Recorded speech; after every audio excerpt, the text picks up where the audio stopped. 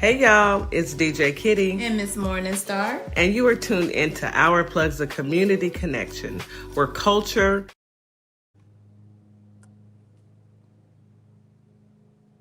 Hold on, y'all. What happened here?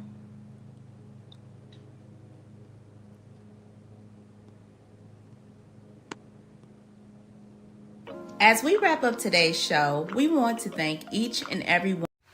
Hey y'all, it's DJ Kitty and Miss Morningstar, and you are tuned into Our Plugs, a community connection where culture, commerce, and community come together on one powerful platform. Absolutely. This is a show that connects Black and minority-owned businesses, nonprofit organizations, entrepreneurs, community leaders, and change makers all in one place. We don't just talk, we build, we uplift, and we plug you into the resources that help our community grow. Yep. From business ownership and financial empowerment to mental health, education, arts, culture, and justice. This is a space where real conversations meet real solutions. I know that's right. So wherever you're listening, whether it's from home, at work, or on the move, stay locked in because you're officially plugged into Our Plugs, the community connection. Now let's get into today's show.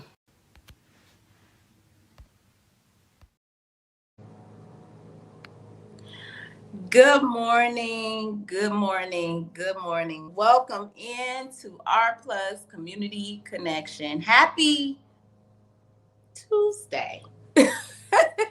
Happy Tuesday, Taco Tuesday, should I say. Happy Taco Tuesday. I hope everybody woke up in the greatest mood. I hope everybody had a really well-rested night's sleep.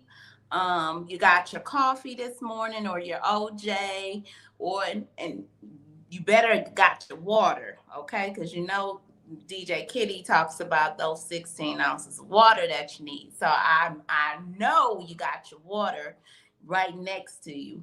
And I hope you had a very pleasant sleep through the night. But it is Tuesday. And you know what today is. It is Veterans Voice. We have the men of Our Plugs here today who will join me shortly. And we're going to get into some fun stuff. We're going to get into some news that we could use, some good information for veterans as always, and just the craziness that continues to happen around these United States of America. That's what I call it. I'm your host, Ms. Morningstar. I'm generally the co-host of Our Plugs, but today our host, DJ Kitty, is out, and I will be covering this week. So she will be peeping in, I already know, because that's what DJ Kitty do. But until then, you got me, and some of our team members will be co-hosting with me throughout the week. So stay tuned to us and make sure you plug in and listen as we deliver y'all some great information throughout the week.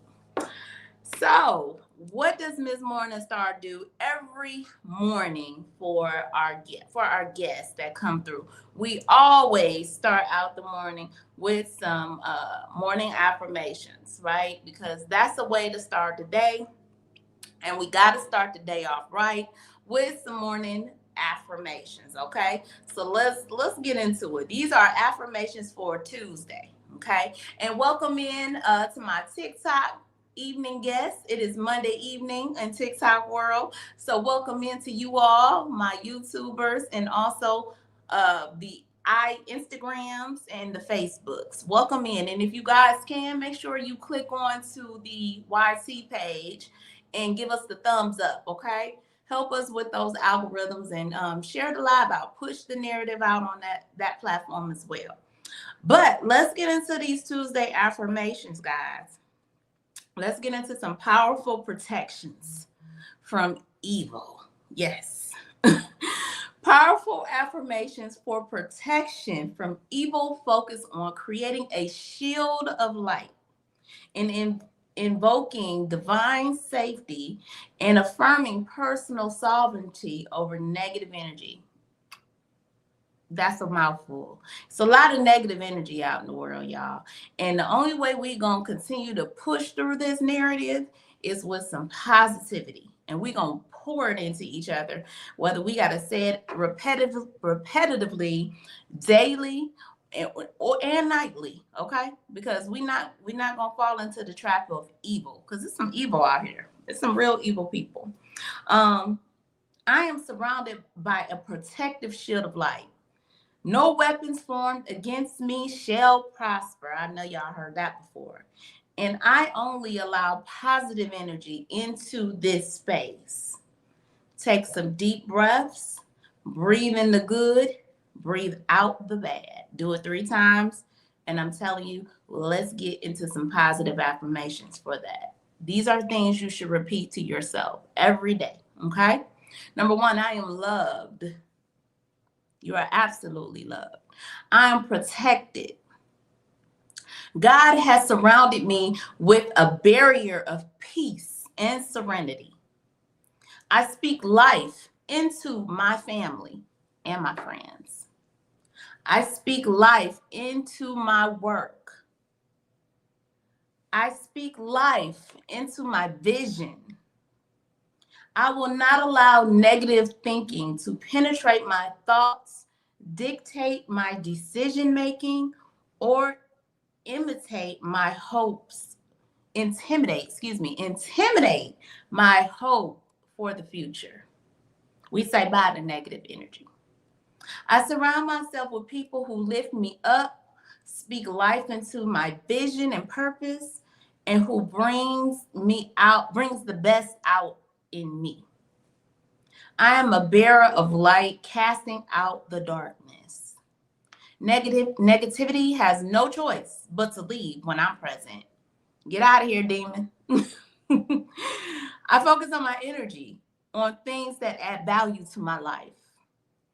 I am committed to seeing my hopes and dreams manifest into my reality. I am intentional about the relationships I build and the boundaries I set. We talk a lot about that, right? Coach's Corner, mental health awareness, boundaries. Yeah, hang tight, got more. I speak peace and serenity into each and every engagement and interaction I have today. I am committed to resting my energy when I feel myself getting lost in negative thoughts. Let me read that again. I think I read it wrong. I am committed to resting my energy. I like the word resetting, but it says resting my energy when I feel myself getting lost in negative thoughts. I'm intentional about the energy I put out and the energy I allow around me. I choose faith over fear. I got a shirt that say that, y'all. Ms. Morningstar Boutique. I welcome the fullness of all that God has for me. I trust my Heavenly Father to order my steps and lead the way. And that's for all of y'all. You know, that's definitely a mouthful for everybody.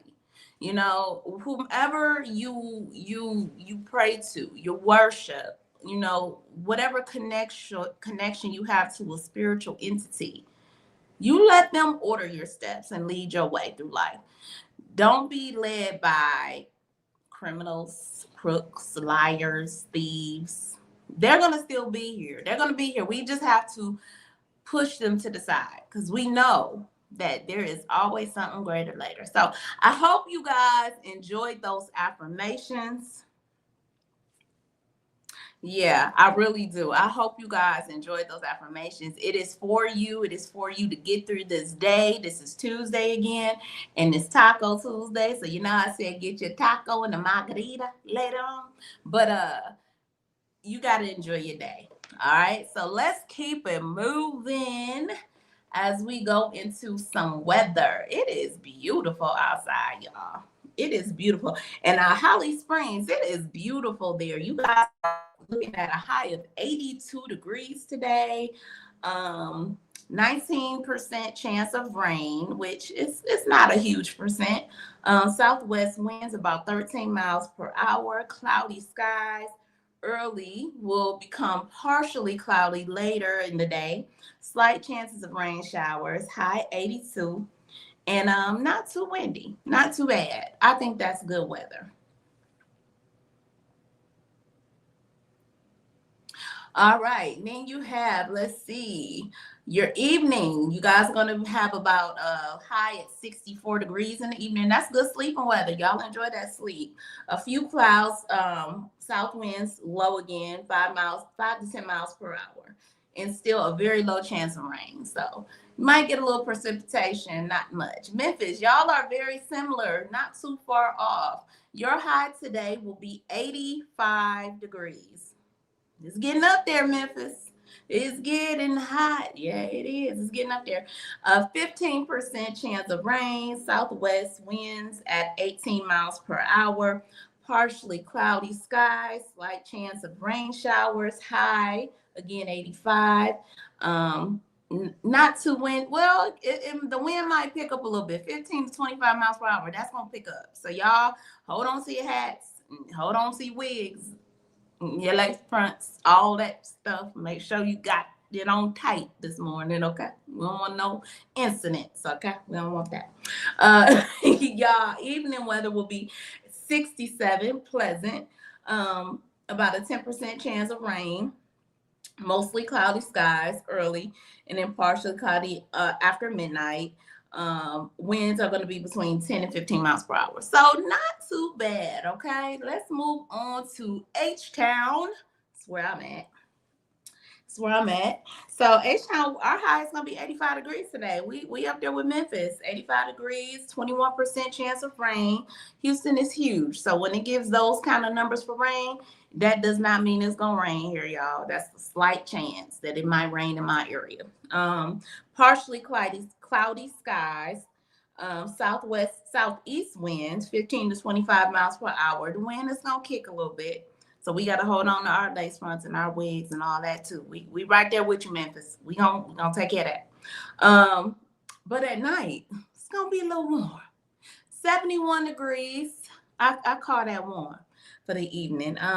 Partially cloudy during the evening, followed by cloudy skies overnight. 71 degrees, southeast winds at 10 to 20 miles per hour. So overall, y'all, the weather is weathering. It is summer. It's getting close to summertime. I think we got a cold front that'll be coming through shortly again.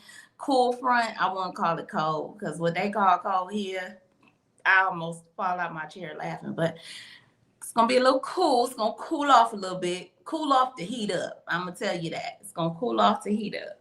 So that is your weather. Those are your affirmations. And now we get into some of that other stuff. News you can use. Now I'm going to do a couple articles, then I'm going to bring my brothers up because I already know they can, do this whole show with all the information that they're going to have, okay? I already know. So I'm going to do a couple of things, and then I'm going to bring them up, and then we'll take a commercial break. But Iran gives a live update. Trump threatens to blow up Iranian energy sites if deal isn't reached. Y'all Fugazi taco presidents, stay trying to threaten these folks. And they ain't budged. They ain't never scared. They ain't moving not one beat, baby. He ain't busting no grapes. He ain't in no fruit fight. He couldn't bust one if he was in a fruit fight. And he always talking that cash money, you know what. And these Iranian people ain't budging. Oil prices continue to soar, okay? Because I don't know if y'all been checking y'all gas prices and y'all oil prices, but they continue to go up. That hasn't changed. They're saying he announced, I guess yesterday, that Iran will allow 20 more cargo ships to pass through the Strait of Hormuz shortly. What we know is that he's doing these threats, right, on his Truth Lie Social. That's what we call it, Lie Social, early in the morning. So he's sundowning.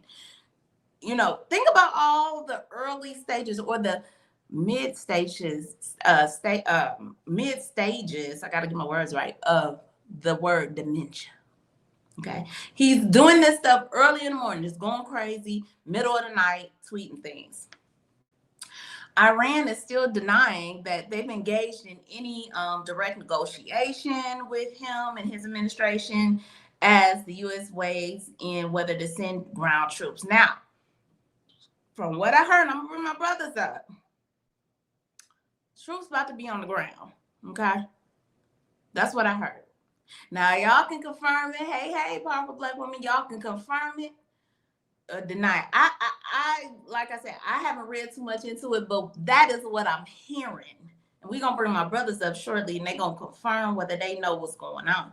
Now that just changes the whole ball game of what we got going on here.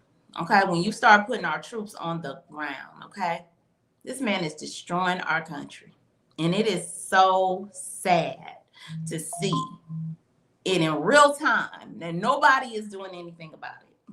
It is disgusting too. Again, you know, these are the times that we're going to have to be able to bookmark in history what we seeing taking place in the United States, something we've never seen before. So y'all make sure y'all take as many pictures, keep a little book, a little memorandum, a memory book, and never forget. Never forget how they let a man with a lesion on his neck, with dementia times 10, with swollen ankles, who lie about 50,000, 11, and 25 million times a day, if that's a number, with black dead hands because he's rotting from the inside out, get up and destroy the United States and the future of our kids. Y'all, this is to be bookmarked in history. So I'm just saying. We all know that they failed to pass the legislation for funding, to end the partial shutdown. Luckily, Dead Hand Man went on and did an executive order that he could have did a long time ago to pay TSA. So I think they got their first paychecks on Monday. They're starting to get their paychecks. Thank God, because he funded everybody else. He let them get paid, but he neglected the TSA agents who have families and are real people who now are in such bad situations because they didn't get a paycheck in over a month.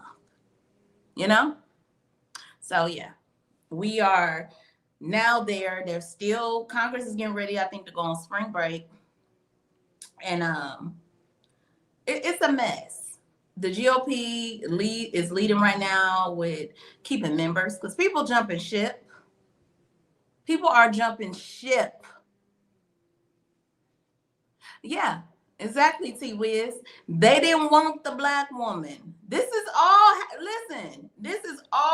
part of the demise, because the hatred of this world, the hatred to have a woman, the misogynist, and the racism. This is what America is getting. This is what the United States of America is getting. They tail whip. They're getting whipped. They don't even realize, some of them don't even know they're getting whipped. They don't even know they got whips on their back. They're getting whipped. But they gonna feel it. You got to feel it. You got to feel it. And I know we feeling it, the regular people, because we paying more for gas prices. And then we got the Republicans jumping ship because they can't be men or women and stand up against this demon. It's a mess, y'all. I'm gonna go ahead and you know what? We getting close to break, so I'm gonna keep talking for like another minute. I'm gonna take a break, then I'm gonna go ahead and just bring my brothers right up after that break. Yeah. So on Friday, it says Republican Congressman Sam Graves of Missouri became the 36th Republican and 57th House member to announce plans to not seek re-election, saying it was time to pass the torch to a new generation. AKA, I'm getting that up out of here. Y'all know what time it is. He getting up out of here. He is not about to stick around here for the complete fall of the United States, even though he played a part in it. Absolutely, you will not be forgiven or forgotten. So you can run. It don't matter. We know who y'all are. Big Back March. You wanna don't try to jump ship now. Yeah. In fact, more Republicans are retiring ahead of the midterms. Yo, it may be some flipping over the summer, y'all. It's getting thin. Them walls is thinning out. Yeah. Two other Republicans, of course, I just told y'all, Big Back March and Mark Green of Tennessee retired before the end of the term. So they jumped ship before they term. They was like, we out. Wonder why so many jumping ship. Dan Crenshaw lost his primary in Texas. Texas is, doing some big things here. It's a whole lot going on, y'all. And we are going to keep y'all updated on it. In the meantime, I want y'all to hold tight. We are going to go ahead and get into our first commercial breaks. You are listening to R Plus Community Connection. I am your host this morning, Ms. Morningstar. And we are going to be back after this commercial. Y'all hang tight. Y'all stay with us. We got so much more for you, okay? We'll be back in just a bit. At Lovership Apparel, we believe what you wear should remind you of who you are. This is where love meets style. From our signature beautiful hoodies created to remind you to show up as your full authentic self, to our bold her shirts designed for women who know their worth and wear it proudly. Lovership Apparel is more than clothing. It's a movement. Our comfortable confidence-boosting leggings move with you, while our statement backpacks carry your essentials and your purpose wherever life takes you. Every piece is intentionally designed to inspire self-love, confidence, and authenticity, because you deserve to wear something that speaks life into you. Whether you're stepping out, showing up, or standing firm in who you are, Lovership Apparel is made for you. Visit lovershipapparel.com and wear the reminder, be you to the fullest. Welcome to Compassion Counseling and Training Services, LLC, where healing takes flight. I am Nicole Wiley, licensed independent clinical social worker, and we empower children, individuals, families, and couples through individualized therapy via telehealth. Using evidence-based approaches like CBT and mindfulness, we help clients build resilience and rediscover their wings. If you're ready to begin your journey, visit CompassionCounselingAndTrainingServices.com. You're locked in to WKRA 92.7, the voice of the community. And listen, 2026 is all about showing up and shining. That is why we rock with Morningstar Boutique by Tam, where fashion meets confidence, purpose, and style. From everyday chic to head-turning statement pieces to some fly arm candy, Morningstar has it all. And while you're shopping, tap into the community. Discover Black-owned and minority-owned businesses at ourplugs.com. Also, check out morningstarboutiquebytam.com, where your light owns your style.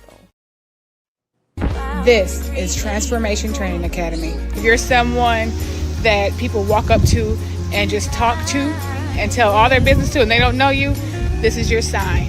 If you're ready to level up, Transformation Training Academy is ready for you. Coach Nikki and Counselor Nikki push you past your limits into your purpose. We help you break patterns, build confidence, and create real change. Your breakthrough isn't someday, it's today.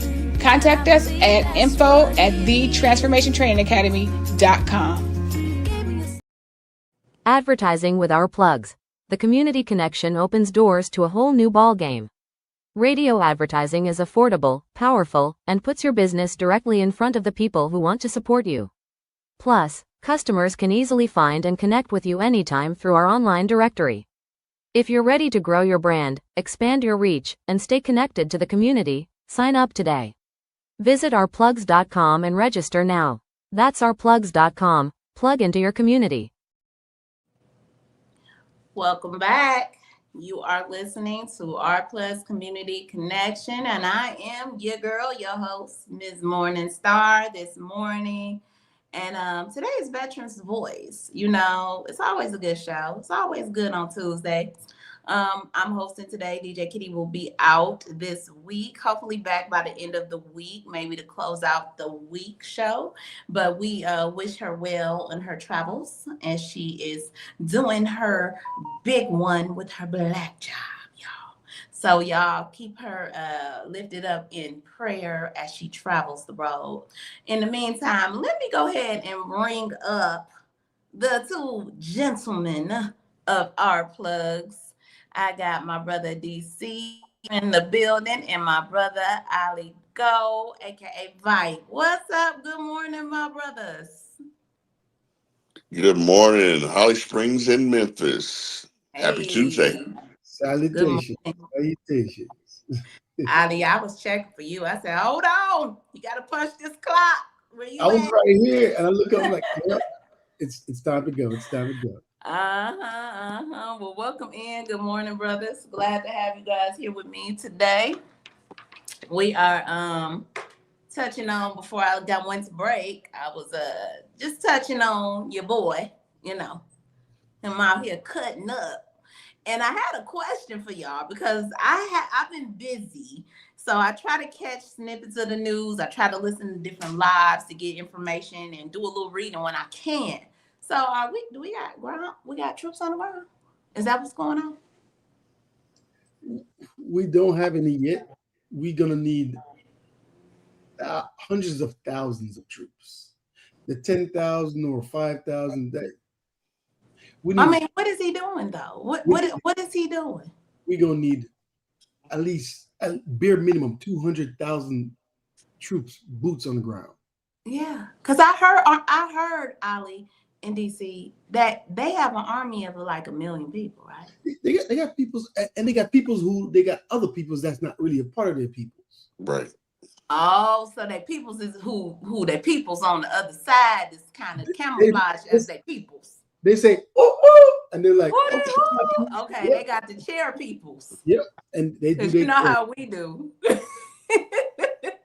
Iran is not a Muslim country. I hope people know this. Iran is not a Muslim country. Let them know, Ali. They mixed. They mixed up. They got Christianity there too, right? Whew, boy. Right. But it's a stereotype. But what is going to be the mission on the ground? How long are we going to be there? Do we need Congress approval? And at what costs? Do you know that in the 80s he said that if he said that he wanted to go to war with Iran and take their oil? In the 80s, he said that.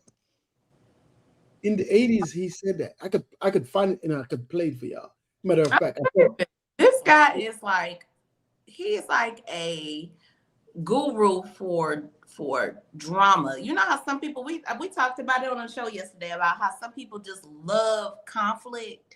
They get a rise off of conflict, but he ain't going out to do no conflict. You know what I'm saying? He is one of those people that like to send his goons. Like, yeah, you know, he wants to be the AKA my boss, you know, send the goons out, do my light work, you know, and he can't go out and, like I said earlier, he can't bust a grape. Hey, listen, he ain't gonna join the military because he has bone spurs. Okay, he said that his Vietnam is dodging STDs, and we ain't too sure he dodged those. He can tell you anything, right? You know, Facts. I done read a couple things. They had private doctors, you know, on those islands that he was on. He had private doctors that would fly him out to take care of them situations. You feel me? So I'm just saying. Yeah. What you got to say, DC? What do you think? We're going to war? We have boots on the ground. What we doing, DC? You know, I think, again, he's like a person that has an impulse disorder. You know, I think he talks before he realizes the consequences of his commitments.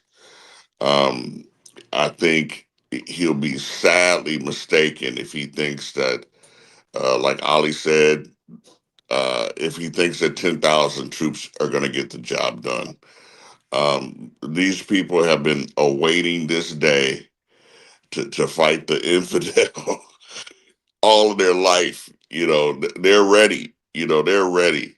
In the ultimate conflict, it's going to be a lot of American lives lost for someone that truly, truly doesn't understand that he's hit the hornet's nest with a stick. He just has. You know, Mm-hmm. I mean, right now people don't realize if you look at the Strait of Hormuz, we have a naval base inside the Persian Gulf that we cannot access anymore because the Strait of Hormuz is closed. So Mm-hmm. what do you do with the Bahrain naval base? Right. What do you do with it? It's just, you look at the map, it's not accessible from the water. So what good is the naval base when you can't access it, have access to it via the water? So yeah, Exactly. he's messed up. He's messed up big time. And so I could roll into some of my stuff. I think some of my stuff is going to touch on some of the stuff we're talking about and put things into context. We hear about this nuclear deal that Obama orchestrated with other countries because he didn't do it by himself. So I want everybody to be more educated on what it was. And it is crazy that it is no more because Tiny Tim in the White House thought that he could get a better deal. That's crazy, but check this out. So negotiators from Iran and the six big world powers have just emerged from months of negotiations in Austria and Switzerland to announce that, believe it or not, they have an Iran nuclear deal. Every pathway to a nuclear weapon is cut off. But what does that actually mean? How does all that actually work?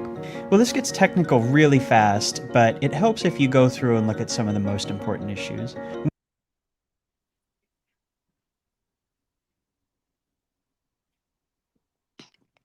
Ollie, you're muted. These are the key points, right? Stockpile, enrichment, centrifuges, inspection, and sanctions. These are the key points in the deal. And you have to know what it is to say it's a bad deal. So let's see. Let's see what it is. Let's go.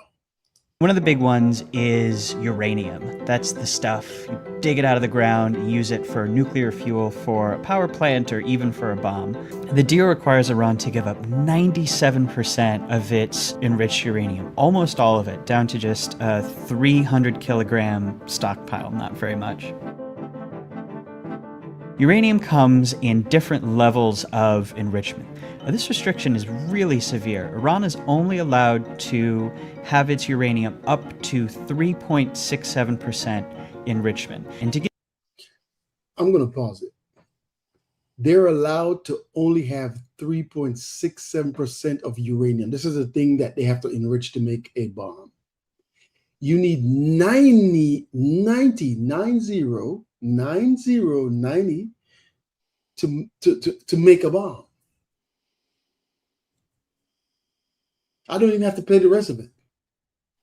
They only could keep 3.67%. What? And they need 90 to enrich to. They ain't even got close to enough. They ain't even at 10%. What is that? That ain't nearly enough to do what they need to do to create those boom booms. All right. give you a sense of what that means, medical research grade uranium is enriched to 20%, and weapons grade uranium is enriched to 90%. So Iran's uranium is going to be way down at 3.67%, very safe in energy grade and not something that is anywhere near what can be used for a nuclear weapon. Iran is going to give up most of its centrifuges. It's going to go from 20,000 centrifuges to just 5,000 that are spinning fissile material, plus another 1,000 that it can use for research and development but can't use fissile material. So here they're giving up their centrifuges, and these are the things that spin the uranium and get it to enrich. And so they're giving up. They can't have 90. They can't have all the centrifuges. So these are more steps to limit the ability for them to get anything. And if Iran decided one day, you know what, we don't like this deal anymore, we're going to build a bomb, it would take it a really long time to do it. And that gets to another really important issue, and that's inspections. Inspections and monitoring are how we make sure that Iran is sticking to their end of the deal and that they're not cheating. The inspections that the US got out of this deal are frankly just astonishing. One arms control analyst said he thought there was, quote, almost a 100% chance that if Iran cheated, it would be caught by these inspections. That's how good they are. So what does Iran get for accepting all of this? What Iran gets is relief from the economic sanctions that have been just crippling its economy. And what these sanctions do is they cut off Iran's economy from the outside world. They cut it off from international banking, international finance. These have been just devastating Iran's economy, and they are really desperate to get out from under these. And this is a big deal not just for Iran the state, but for the 77 million people of Iran who, it's a big middle class, and they've been suffering under economic sanctions for too long, and they will finally get to have a chance at having a real economy, hopefully very soon after this.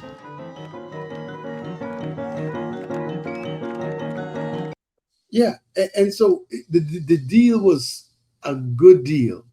It's a good deal that was put in place.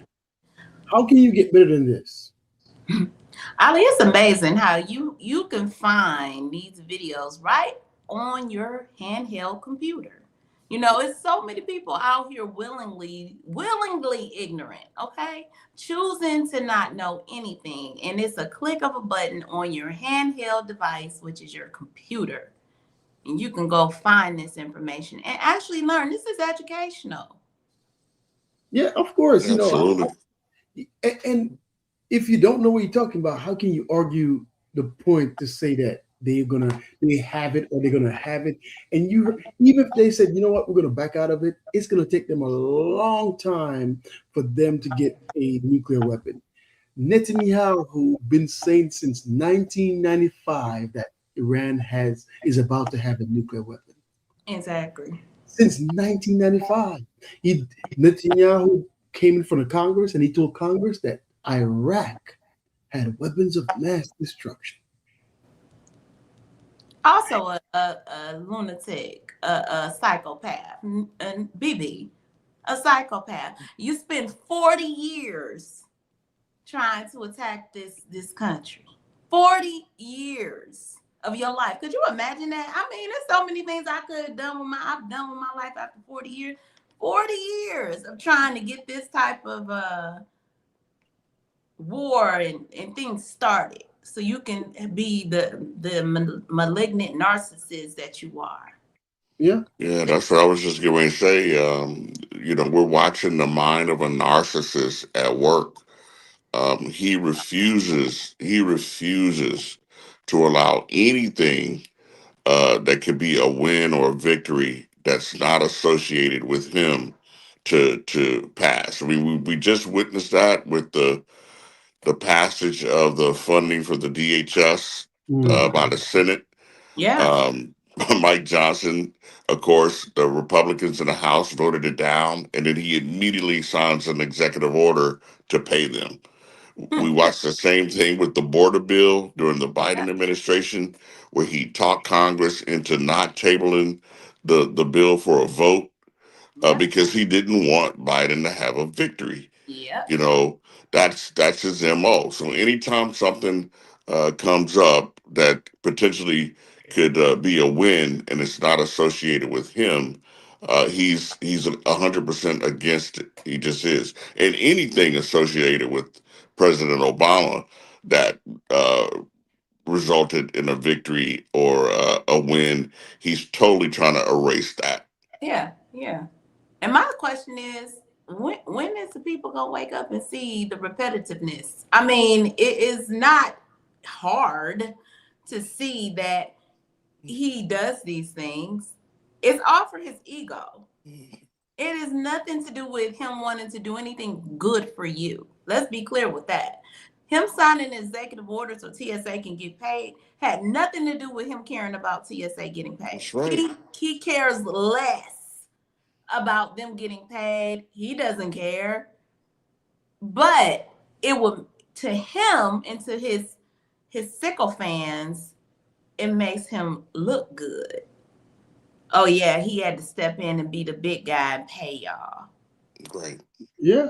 And so y'all talked about DC talked about the bases, and we have a lot of different interests. We have bases, we have personnel, we have people. We have a lot of things that we're doing in the Middle East together, a lot of different things, and to influence different populations, right? And so Iran said, okay, y'all want to play games? Y'all want to take out our leadership? Everybody's on the table. If you support this country that's doing this thing to us, we're going to hurt your facilities and infrastructures. And so now, guess what? When they attack our troops and the bases, what's going to happen? They're going to have to find somewhere else to go, because the range that Iran has is impeccable. Because I still don't want to even talk about the place that they hit and they're like, uh-oh, right? But why don't you take this out? Now, it's been weeks since the United States and Israel struck Iran, and the fallout is now spreading far beyond the battlefield. American bases across the Gulf have been hit, forcing troops to disperse, some even out of the region. And those that are in the region, they've shifted bases. Did you hear what she just said, though? Yeah. So they had to leave base, right, and try to go hide in these hotel rooms. What is happening, y'all? I mean, are there civilians in this hotel? I'm just saying, like, what's going on? You heard DC. He says things, don't know the repercussions of those words and actions. Because if you do something, there's in the military, right?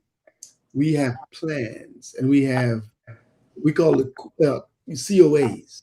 And we have the best one, the next best one, the next best one, all the way to the least. So we make plans based on the risk. Am I allowed to take this risk based on what this plan is? Are you willing to accept this amount of risk based on this plan? Ali, where's the risk management team? That's where's the risk management team? You have to use it when you're doing these things. If somebody should say, "Hey, if we do this, what do we have, and what are the risks to our people and infrastructure?" And break it down. And so we have soldiers that have to leave their bases to go hide.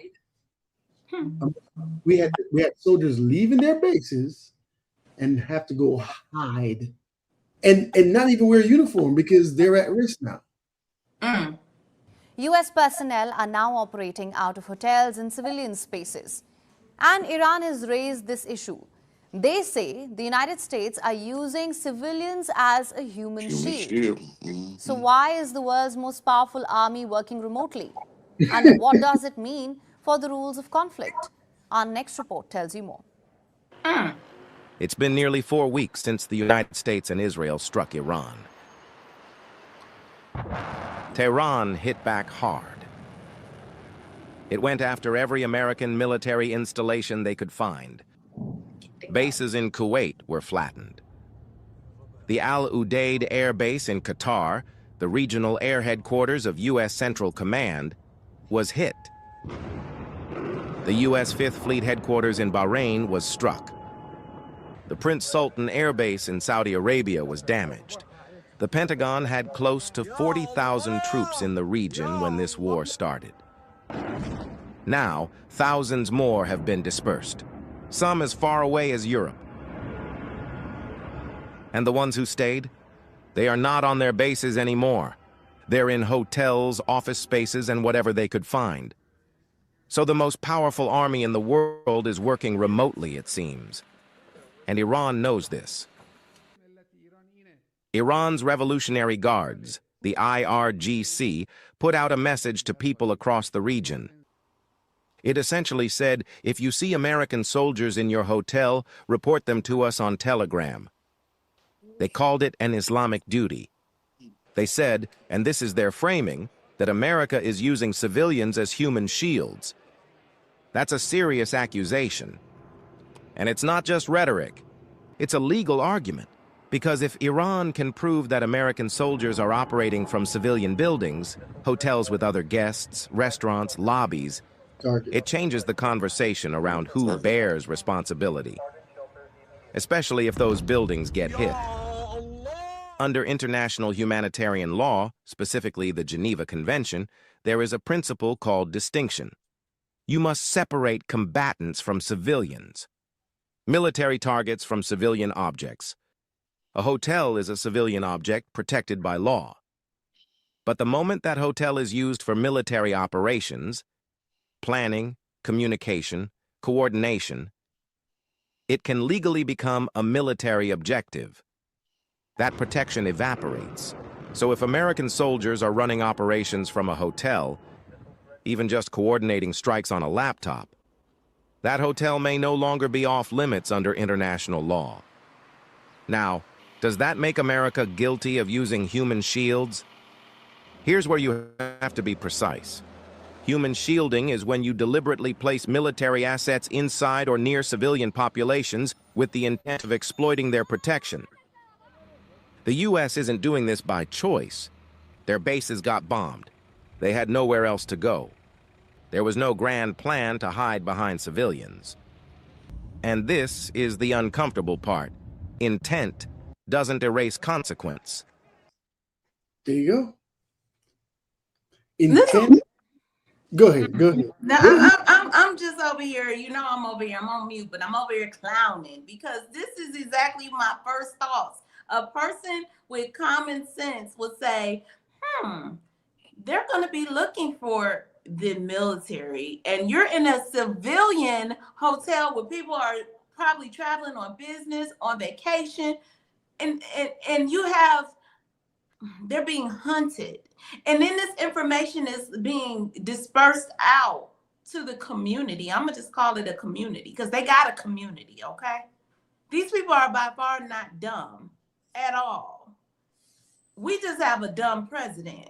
And then we have a dumb bunch of incompetent imbeciles that would even leak the information that they are staying in hotels to even put everybody's life in danger. Yeah. Oh my goodness, so many war crimes. Go ahead, Al. No, they told them, hey, if you see the Americans, let us know. It's your duty to let us know. And that's why you see some of these buildings get hit. You're like, what the? Yeah, you got people in those buildings are operating, so it's a legal target. You know what's embarrassing, guys, is that, I participated in Gulf War I, Desert Shield, Desert Storm. And we had almost 500,000 troops in theater. And not once did we abandon the base. Not once. And we can remember watching the Scuds go up and randomly fall willy-nilly wherever they wanted to fly. We watched the Patriots go up and hit or miss. But we never abandoned the base. We never abandoned a forward operating position. We just didn't do it.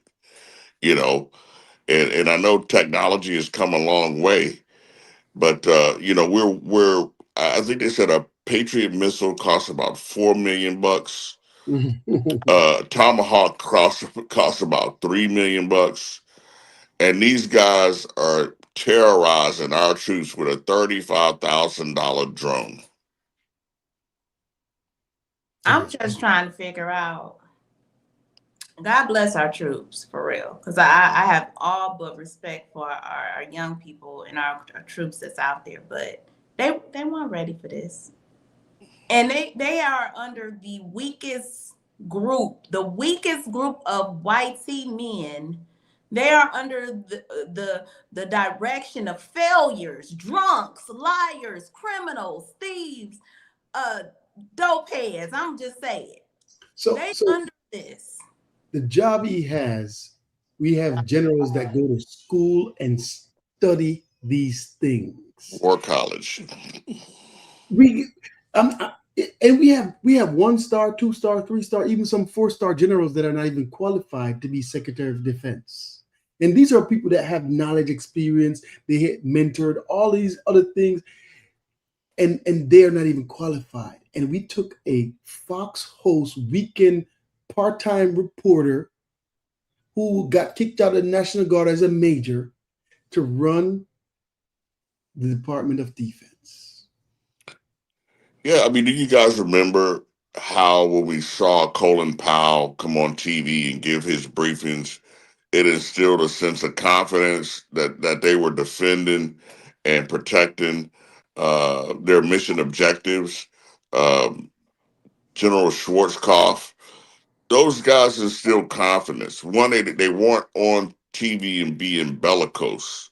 You never see a general that's about his business on TV being bellicose. And to have Pete Hegseth, iterate to the media that if you're reporting negatively upon this war, then you're anti-American, you're anti-troop. That's just indoctrination. It's like, dude, you're not gonna sway me with that threat of being anti-American when I can see that you're truly screwing this up. So, and they know they're screwing it up. They're screwing it up in 4K. Everybody's watching it. And we not playing a video game, DC. Call of Duty? We not playing Call of Duty. You are literally playing with the lives of 18, 19, 20, 21-year-olds. I mean, even adult people who dedicated their life to this country and went in with a mindset as they want to defend the country against terrorists, against domestic threats, not be lied to and drawn into a position where now they don't have any resources to support them, to give them leadership, guidance, and they have to fight or flight. And that is what they're doing. They're flighting to hotels. Speaking of leadership.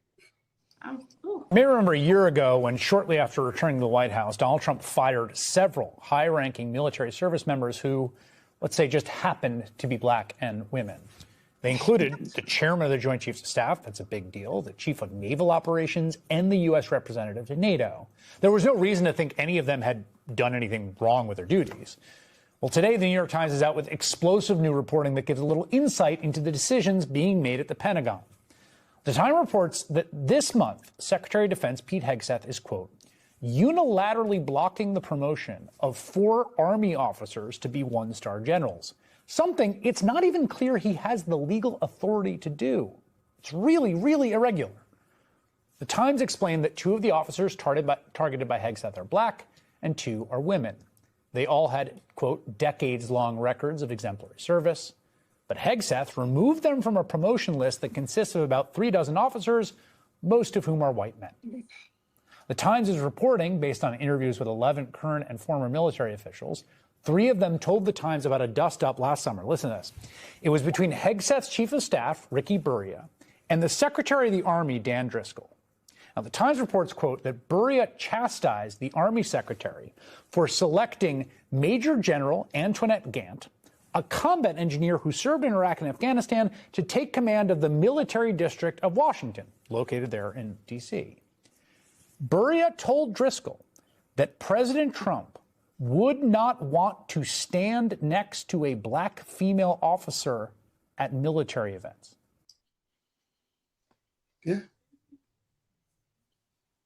Yeah. What makes him think they want to stand next to his stinking butt? Yeah.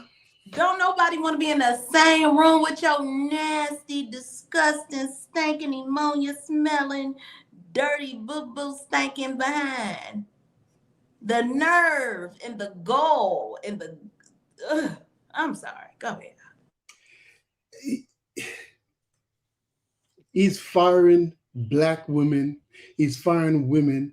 And he only wants white males in position of power. Well, we know who he attracted to.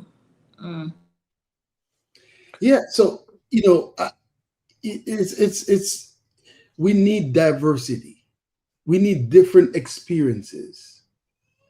We need that in the military. We need it. That's it. Like what is wrong with having equality and diverse group of people in the military? Why is that a threat? What do you go ahead, DZ? Yeah, I mean the crazy part is, what they can't process through their brain in all facets of society. The most qualified person for the position may not look like you. May not look like you. So again, now you're really implementing the DEI because you're really accepting of a mediocre candidate just to fulfill your racist white supremacy agenda. Say that, You know, DC. That yeah, part. I mean, we talked about it. We went through Mhm. the ranks. We went through the ranks last week with Mhm. Ali. On a scale of 1 to 10, the furthest that Pete Hegseth made it in the military was level 4. Out of 1 through 10, the 10 ranks that he could have achieved, he only cleared number 4. In the National Guard, though. Yeah, Not even the regular. So this scale is not even the regular scale. This is right. like it's like the C team. Hey Right. y'all, I gotta interrupt y'all because we've been talking so long. I forgot it's time to take a break, y'all. It has been too good. We've been into it, but we gonna come right back after this short commercial break, and we gonna jump right back into this and close it out, y'all. I promise you, you are listening to R Plus Community Connection. Time goes fast when you're having a good conversation. It does. Y'all keep listening, and we'll be back after this commercial break. Hello, everybody. My name is Monica Meeks. I'm a wife, a mom, and a soldier for life.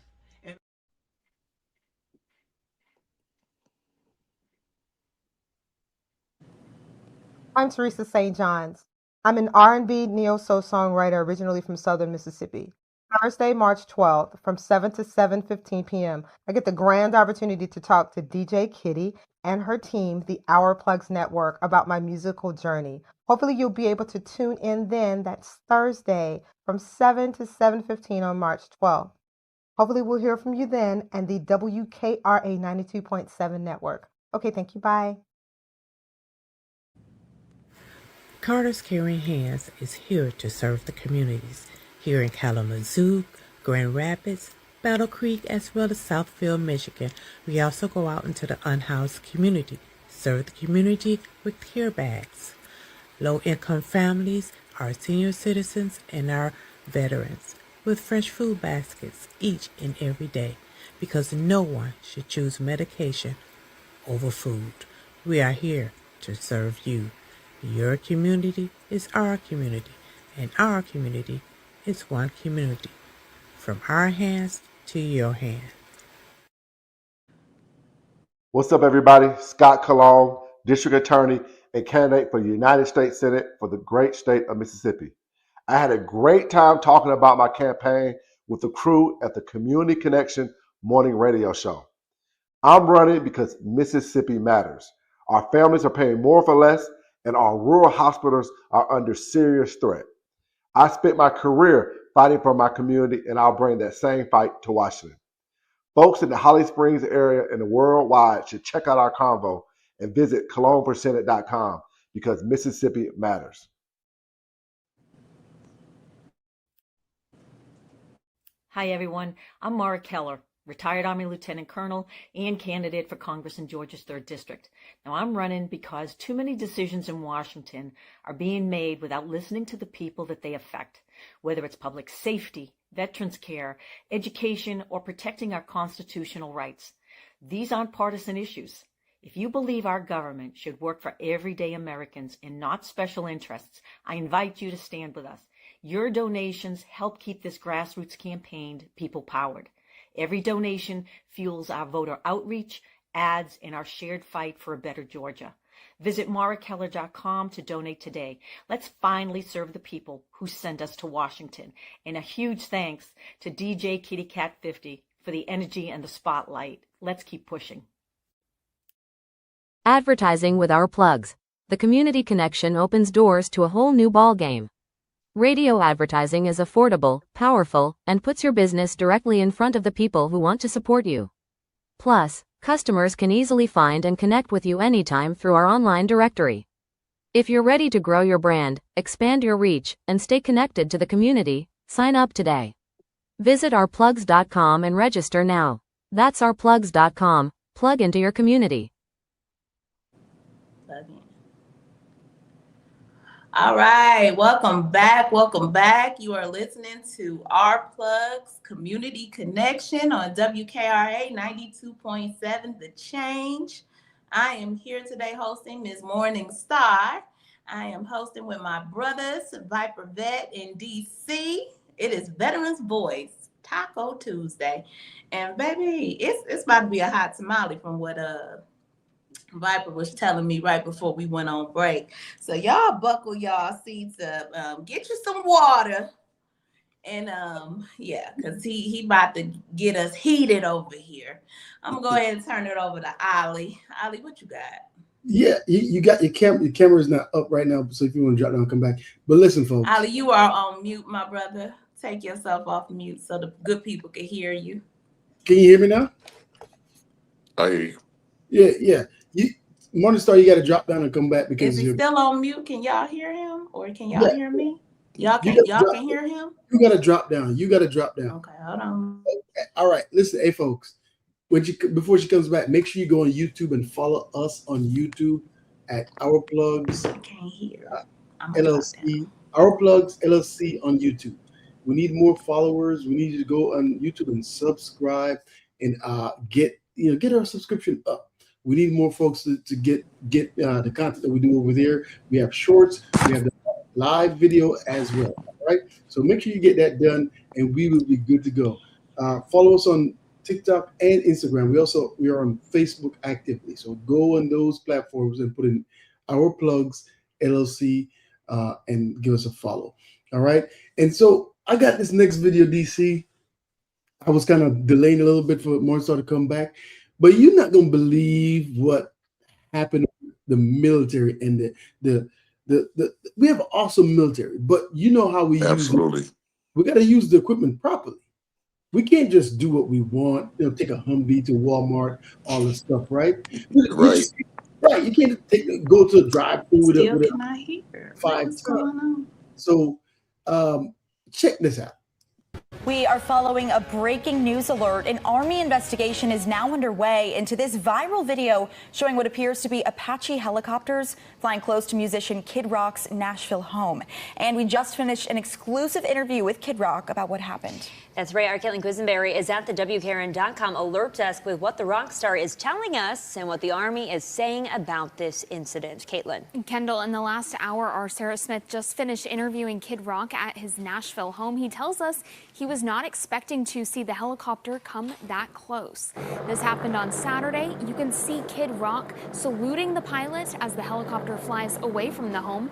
People attending the No Kings rally in Nashville say these helicopters also flew over the rally. We reached out to the 101st Airborne Division at Fort Campbell about the helicopter hovering near Kid Rock's home. In a statement to News 2, Major Jonathan Bless says an administrative review is underway. He went on to say, quote, Army aviators must adhere to strict safety standards, professionalism and established flight regulations. Appropriate action will be taken if any violations are found. The statement also said these helicopters were flying a route in the Nashville vicinity for training purposes. Any association with the No Kings rally also happening in Nashville that day is entirely coincidental. We just finished interviewing Kid Rock at his home. Here's what he said in response to the Army investigating what happened. I think they're going to be all right. My buddy's commander-in-chief. I mean, what are they looking into? They stopped for, I don't know, seconds, a minute. Maybe they were here 3-4 minutes, just say what's up, went on. And I've told them before, up before Campbell, like I said, when I was there with J.D. Vance back at our vice president back in Thanksgiving, I talked to some of them. I said, yeah, because I see them when they fly the Chinooks and they go to Nissan Stadium for the football games. They come right over. And if I'm here, I usually make it a point, come out and give them a what's up. So it's really not that new, but it was pretty cool. They stopped right there and kind of, I wasn't expecting any of that, but I thought it was really neat. Our Sarah Smith will have her full report tonight on News 2 now at 10. DC. What say you? Yeah, I mean, the regulations state normally you have to be 500 feet above the ground for any public display. Um, yeah, those boys in some trouble. You know, like I said, depending on how their commander, what's his attitude, yeah, those boys are in some trouble. And people need to realize some of those guys in those helicopters. I mean, you can get in the Army aviation program at 19. You know, so some of these, you know, a kid being a kid. I mean, it's no different than a kid with a car doing burnouts in the middle of the street, and you wonder why he's doing it. You know, it's just that frontal lobe hadn't been developed yet. You know, you All right, know. y'all, I'm back. Can y'all hear me now? Y'all Yes. can hear me the whole time? Yeah, we can hear I you. just couldn't hear y'all. I had to do some more IT stuff. I'm proud of myself. I did do some IT, you know, get my certification. Well, what's the story with Kid Rock? I caught a glimpse of it because I was in and out. Give me the quick. We have the two Army helicopters hovered near his home, and he's there saluting them, and he's just like, what are we doing? Right. You know, he one of them sea babies, you know, and he M head, and that probably just excited him, huh? He thought they was protecting him or something. Wow. Yeah, it's crazy. So they're going to do an investigation, and somebody probably going to lose their job because this is not authorized. This is not authorized. Yeah, so many things could have went wrong. That's where I was going to leave. If something that happened and one of those helicopters went down, yeah, absolutely. So food for thought, folks. Look out for that investigation. Let's see what happens. You know, stupid is and stupid does. Now, we talked about DEI earlier, and I wanted to bring some interesting stories now. This is where, if you're not on YouTube, you might want to go to YouTube and make sure you subscribe because it gets interesting right now. All right. We talk about having diversity, and some people say we don't need DEIA. We don't need affirmative action. People are going to do the right thing. They're going to do the right thing. They're going to do the right thing.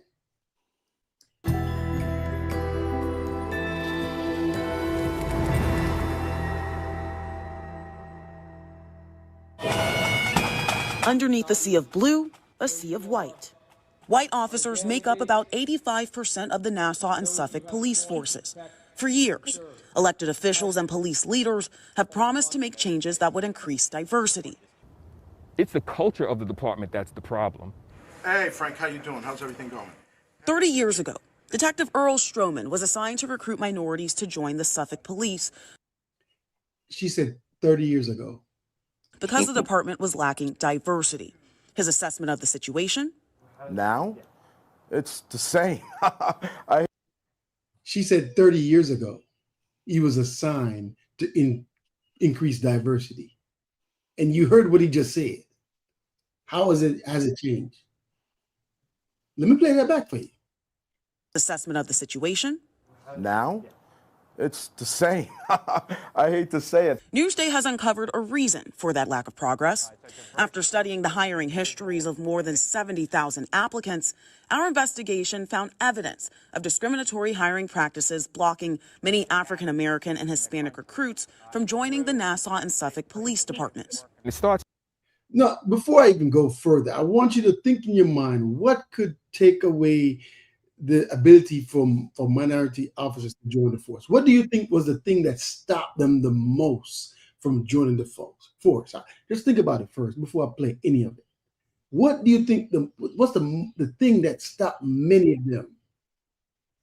All right, just think about that. Keep that in mind. And when you hear it, I want you to think and say, was it that you guessed, right?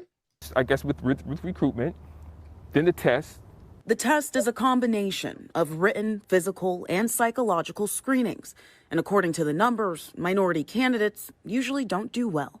Since 2012, 6,539 Black hopefuls applied to Long Island's major police forces. Only 67 were hired. There appears to be Did you hear the number? 6,530 applied. 67. Yes, only 67 were hired. I wonder why. Did you hear what they said? What was the major reason why they didn't get hired? Yeah, the three-phase testing process. The physical agility tests. Yeah. Are you serious? Some form of bias or something operating that skews the numbers to favor white applicants. From 2015 to 2019, clinicians used by Suffolk County to conduct psychological screenings disqualified Black candidates almost 3 times as often as white candidates. And they use a psychological screening also, saying that they failed the psychological screening. So you claim they failed the physical, you claim they failed the psychological. And Hispanic applicants nearly twice as often. And this Black people didn't get it the worst. Hispanic officers were twice the amount that failed. Newsday's research found every step of the process disqualified minorities, especially Black candidates, at higher rates than white applicants. Failure of your fingers to remain interlocked behind your head will result in that repetition not being counted. So I just had a lot of students come to me and tell me that they failed the physical agility screening process, and particularly for Nassau County. If your knee or torso touch the floor, the test is terminated. Without question, most of these candidates were African-American males. Black applicants were disqualified on physical fitness tests nearly twice as often as white candidates. Can we identify areas that we see are really correlative to a successful officer, whether it's maybe a background in social work or working with in mental health fields or teaching youth or youth counselor? Local police leaders have been under federal mandate to increase diversity. However, former Suffolk Police Commissioner Geraldine Hart feels federal intervention poses an obstacle. We have to operate within the constraints of the consent decree, and that's kind of our roadmap. I would say that sometimes it's frustrating. I think that we can do a better job outside of that consent decree. Nassau Police Commissioner Patrick Ryder agrees there's a problem, and he said, I want you to listen to the problem that he sees, why Black and Hispanic candidates fail. As he's trying to address it. We lack in our diversity, we know that, but it's not from a lack of trying. We try heavily to recruit. When asked about what changes he would make, I like the process that we do now. At the request of a group of Black officers, Ryder started a program which allows officers of color to help minority candidates prepare for the hiring process. In statements to Newsday, Ryder said those applicants are at a disadvantage. And look, a lot of these kids come from broken homes. These kids struggle in these communities because they don't have both parents around. They don't have a family history of law enforcement. They're at a disadvantage starting off. And we have to recognize it, and it's true. I can't fix the family home. Yeah. Yeah. Ali, I am so tired of that same old fake narrative about our community. This is what I'm talking about, the indoctrination of their culture. They have been taught this lie for so many years that they go around here lying and keeping the lie going when they know good doggone well we are better at everything than they are. And you can't sit up here and convince not one person on this on this radio show listening that they didn't have the endurance to complete the physical activities that we are skilled at, okay? Running, stronger, can endure more. Strength. Yeah. I think another thing too that we need to put into context that Suffolk County is basically in Long Island, New York. Very, very racist area, very racist.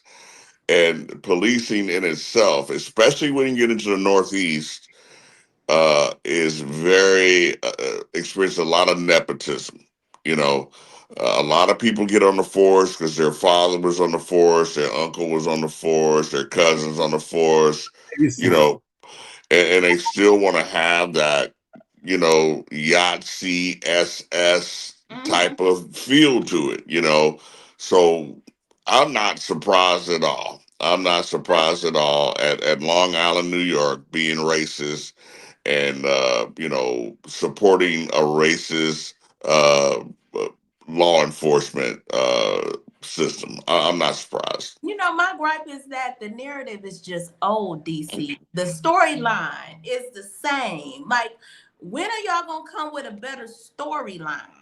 Yeah, I When mean, it come to being you're right. I mean, what qualifies a person from a two-family home Hey, to be a better candidate than a person that comes from a single-family home? You know, when is that a disqualifier? That's just crazy. a person with a harder life, if that's what you say, you would think they would want it more. The endurance would be there more. The passion would be there more. Since you want to say it's broken home, no father, no mama, barely eating, blah blah blah, all this bull crap. You would think that person would go into it full focus and prepared and ready to conquer because they want a better life. Get the heck out of here. well, I'm gonna table that, and we're gonna get into some interesting events right now. Okay, so when you go to the court, you want to make sure you're prepared. You want to make sure you have your ducks in a row. You want to have the things that you need to make sure you're successful. If the judge looks at you and the judge asks you a question, sometimes they know the answer. You know how that tactic is. I'm going to ask you a question because I want to check to see where you're at with it. The judge he's the king. I want you to listen to this, and I want you to watch this because you have to see it. You remember the last time I talked about the police officer that had his shirt on and he didn't have no pants on, and we were looking at him all crazy. And where's the pants, man? You in court? I want you to check this one. Never try to fool a judge. A woman found that out the hard way when she showed up for a virtual court appearance while driving. Brooke Anderson tells us what happened. A judge can't believe what he's seeing. A woman logs onto a virtual court hearing from her car. What she tells the judge is jaw-dropping. You cannot be driving, ma'am. What are you doing? Come on. I'm not driving. I'm a passenger in a car. She said what? District Judge Michael McNally, presiding in Woodhaven, Michigan, is clearly annoyed. Am I crazy, or does it not look like you're driving that car? I will have my driver pull over. Hang on 1 second. I'm sorry. If you look at the judge's face, it's obvious. He doesn't believe the woman's story. To him, she's definitely trying to pull the wool over his eyes. I'm not driving the car. I'm a passenger in the car, sir. The judge isn't buying it. What side of the car are you on? I'm on the left-hand side. How would you be on the left-hand side if you're a passenger in the front seat? Am I missing something? Yeah, the seatbelt's coming off of the driver's side. Now you're lying to me, right? No, I'm not, sir. The plaintiff's attorney is watching in disbelief. Well, there's one way to find out for sure if the defendant, Kimberly Carroll, is behind the wheel. Let me see the driver. Uh-oh, she looks like a deer caught in headlights. Let me see the driver. I have to ask their permission. Now. She fumbles around, and when she finally gets out of the vehicle, the judge brings down the gavel, so to speak. You think I'm that stupid? The defendant was being sued by a debt collection company for almost $2,000. The judge ruled she has to pay every cent.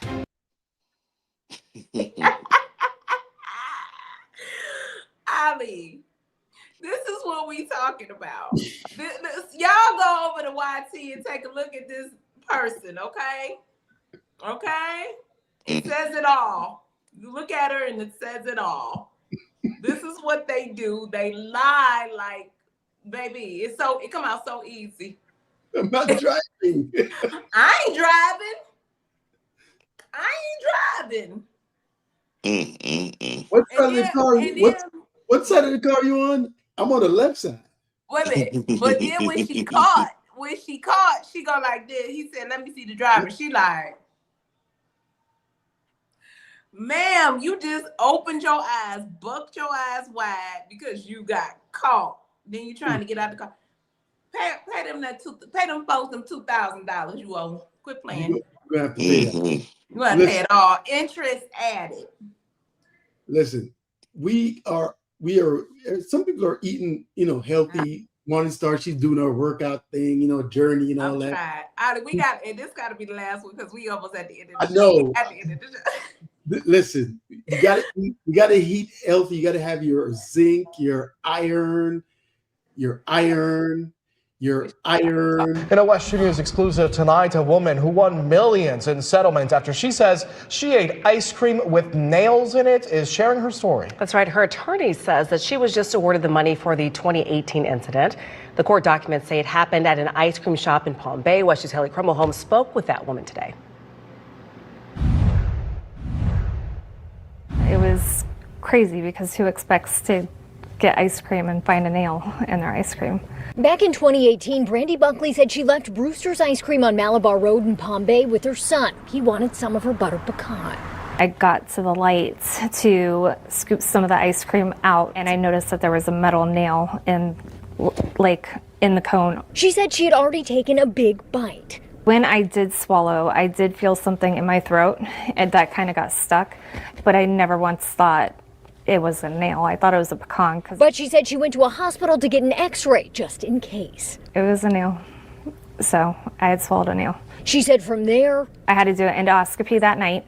There was 2 metal shards in the ice cream that they had missed. It got embedded in my intestines after a while to the point where I had to have surgery, intestinal surgery.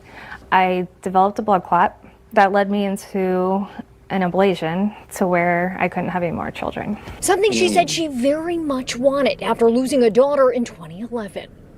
That was my goal and my dream, was to have more kids. In 2019, Buckley's attorney filed a lawsuit against Malabar Creameries doing business as Brewster's Ice Cream and the national franchisor, alleging negligence. In a response filed by their attorneys back in 2020, they denied many of the claims made against them.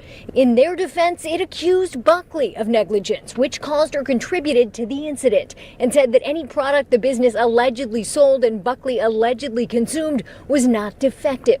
It was a long legal process. On March 24th, Buckley's attorney, Scott Alpazar, said a jury awarded Buckley money for medical bills and pain and suffering. And the total verdict was $14,147,525.39. She said it's hard to say what the money means for her family, a family she would have liked to grow bigger.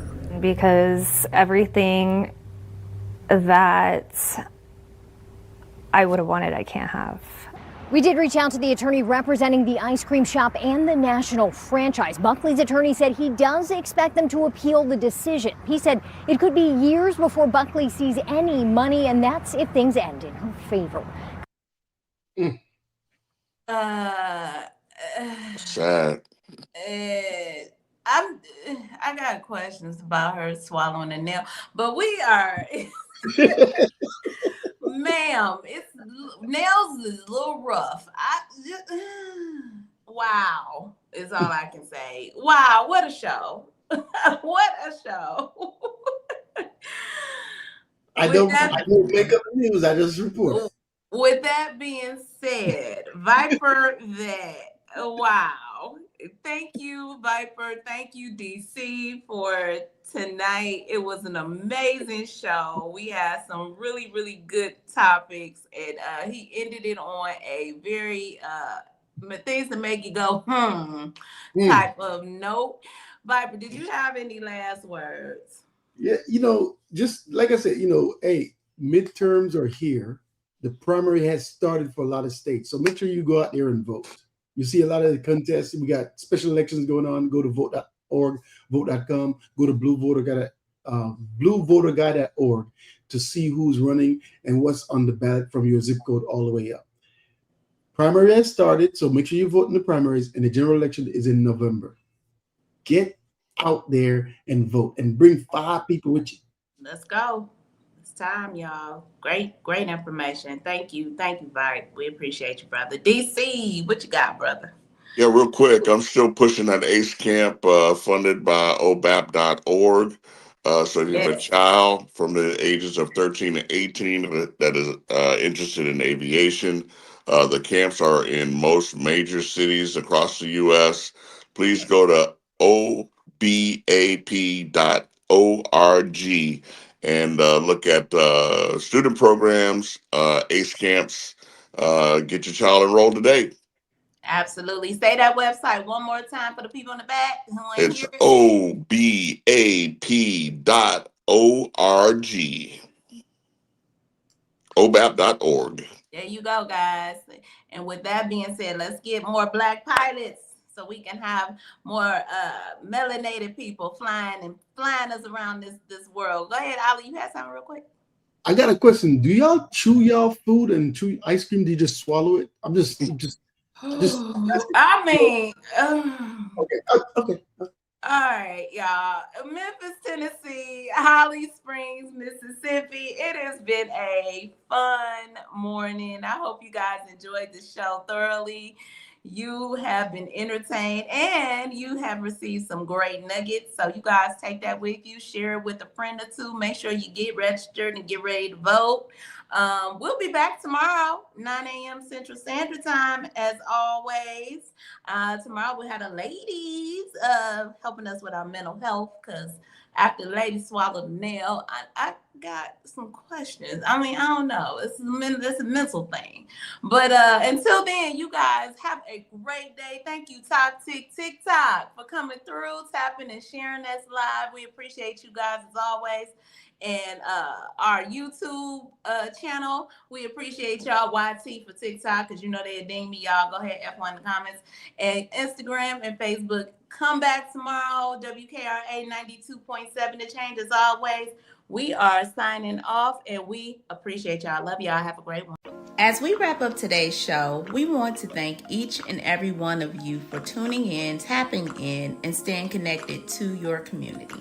Remember, this platform exists to uplift Black-owned businesses, nonprofits, creatives, and community leaders who are doing the work that moves us forward. Make sure you support today's guests. Share the show. Stay plugged into our plugs, because when we support each other, we all rise. Until next time, keep believing, keep building, and keep shining. You've got this. You've been listening to Our Plugs, the community connection where communities meet opportunity. We'll see you next time.